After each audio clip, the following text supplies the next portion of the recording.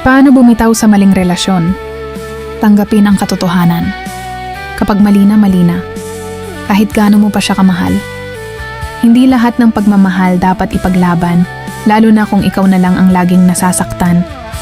Ibalik ang halaga sa sarili mo.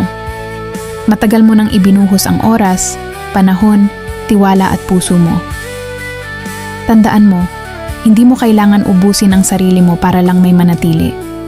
Ang pagmamahal na tama, hindi ka pinapaliit, binubuo ka. Putulin ang koneksyon. Walang makakabitaw kung patuloy ka na kumakapit. Iwasan ang chat, call at pag-stalk.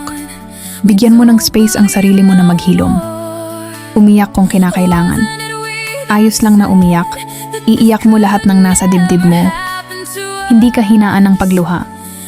Kapag hinayaan mong maramdaman ang sakit, unti-unti mong marirealize na kaya mo palang mabuhay kahit wala siya. Patawarin mo siya at ang sarili mo, hindi para bumalik kundi para makalaya. Ang pagpapatawad ay hindi paglimot. Ito ay pagpili ng kalayaan. Tandaan mo, ang pagbitaw ay hindi palaging pagtalikod sa pagmamahal. Minsan, ito ang pinakamatapang na pagmamahal sa sarili mo.